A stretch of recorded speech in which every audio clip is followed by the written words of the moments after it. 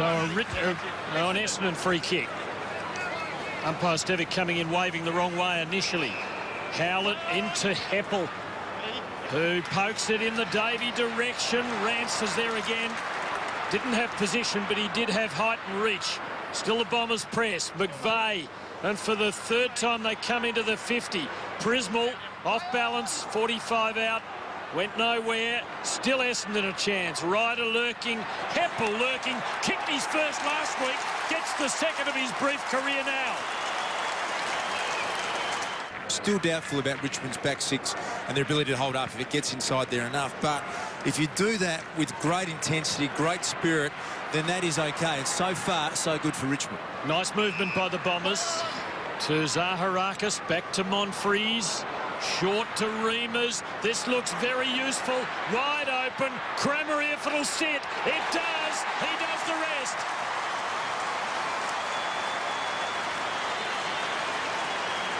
Aside from the first 3 goals that Geelong kicked, their structures, everything was fantastic. Collier, the kick falls short, no one on the mark. Oh, Rance really got himself into trouble. Needed Batchelor to hang on. Monfries makes him pay. He loves bending him back. So it's back to Newman. Bombers have got all the numbers pushing up in Richmond's half of the ground. See how Richmond got to keep it, as Dar says, in the good users. Oh, there's another example. Yeah. Although normally Dustin Martin's pretty reliable so far this season. And this one comes with a fair bit of pressure. And he coolly slots it through the middle to cut the margin to 3. I mean, they do have a really good future with the youngsters they brought in this year, the Tigers. Helbig and Batchelor and Conker. It'll take them a while, but we've seen enough to suggest that there's a pretty sound future there for the Tigers. Hockings got busy in the last few minutes. And now Reamers spreading out and kicking. Kramery can charge through, full of motivation, because on the end of it is surely a goal. And the Bombers are back in front. Whether Richmond have genuinely improved or not, is where they're in a similar position at this time last year, but are we seeing evidence tonight that some of the examples of where they've improved? Just for the moment, hold that thought, because Monfries has got a bit of a run up here, and Essendon needs some momentum, and they might just get it from that. He's about 197 kilos, 197 centimetres, 100 kilos, and athletic, taking some big pack marks, been really good tonight. Suddenly a little bit more belief creeping into the Essendon veins. Zaharakis kicks it superbly for Hill, who went to the right place at exactly the right time. Actually, we had the key forward leading to the position where you want the footy to go. And Hill does the rest, and suddenly it's a 10-point ball game again. Got to get him into the play because he's been beaten deep out of the goal square. So Fletcher bangs away. Fairly low ball. Favours Ryder. Got a little piece of it. Not enough. And that's a nice favourable bounce, though. Early, the legs are pumping from Stanton and McVeigh. They're surging. Kramery, Helbig in front takes the mark. As sturdy and as steady as you like under pressure with 40 seconds and counting down on the clock. A little dodgy on the kick. Hooley has time and enough space as well. The space is ever diminishing. Is it a tackle? I didn't think it really was a tackle from Kramery. He played onto his own advantage. Strolls in, kicks the goal. Oh, what a last quarter ahead. So big last term ahead. It's Richmond by 3. Tigers can draw level with Essendon on the ladder, with just a bit of percentage between them if they can win this. But the Bombers are coming on strong. Stanton takes it wide. Kramery, 3 goals, most dangerous man of the night. At three-quarter time, it was 31 clearances apiece, 34 inside 50s apiece. It all comes down to who used the ball better going forward tonight. It's pretty even aside from that. Dons were 22 points down and their fullback looked out of the game only about 15 minutes ago. Now they're looking like winners, although still trailing. Maybe not for long. Zaharakis from a long way. The crowd like it, and that's why it's home, and the Dons are in front. is just as good a defender as Michael Hurley. Bombers have hit the front for the first time since midway through the second, and they're inside again and looking deadly dangerous. Davey, it's all there for him, and he finds it. And the Bombers are rolling on at the moment at the G. It's an avalanche. Richmond just trying to stay afloat. Koch and a high ball.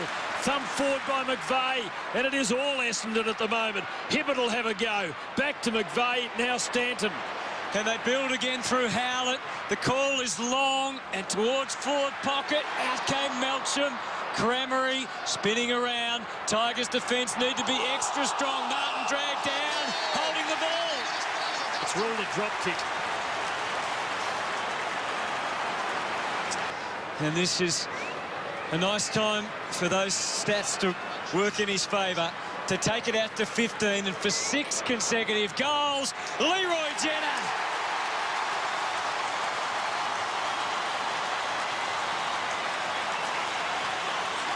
And it's showing no signs of cessation. Here's Monfries to Hill. Just couldn't collect at the bootlaces. Prismal back to Monfries. Heppel, no stopping Essendon here. Hibbert took his time, waited and did it well. Stanton just too far out, you'd think, out there on the flank. The move of Hurley forward has worked. He's been a lightning rod. Richmond's defence in disarray. Melksham. He's meant to be a stopper. He's become a screamer. He's more than a stopper now, Tim. He's become, after Joe Watson, the most important player in Essendon. So consistent now, Heath Hocking. 16 disposals again tonight, and he can now go forward and kick goals. This must be shattering for Damien Hardwick. This game was won 20 minutes ago. Hocking puts Essendon 21 points in front. There's been a 43-point swing in about, well, under 20 minutes. Well, I didn't think Heath Hocking had an absolute hanger in his trick bag, Lloydie, but this is a genuine, magnificent grab. What a year it's been for massive marks, and that's a great contender there from Heath Hocking. As you said, he has gone from being a really good, honest player into an elite midfielder in the competition. This has been a massive momentum shift, all brought on. Hurried kick from Foley into the open country, and here's Revolt pushed off the ball again. Nahas grabbed the jumper, and Revolt fashioned some sort of kick, but Fletcher, he's been doing that for years, takes it and sends Hardingham away with instructions. Just get it out of here, son, and kick it to the wing where Cramery was stationed. It's falling his way at the moment. Davey came past at the right time. Monfries, it's all ahead of him. He takes the mark this time. There was no way he was going to let that opportunity slip. Kept his eyes on the footy, and he'll go back and have the shot for goal. He has not gone to a contest, and we're 11 minutes into this last quarter. So Angus Monfries, the equation looks simple enough. They're never as easy as they look, but it's in the book now, and the Bombers lead by 26. Margin 27 to himself initially, and then goes for broke down the middle. Asked a fair bit of post to come over the top. Jackson couldn't get his hands clear, and the umpire said you had enough opportunity. 50.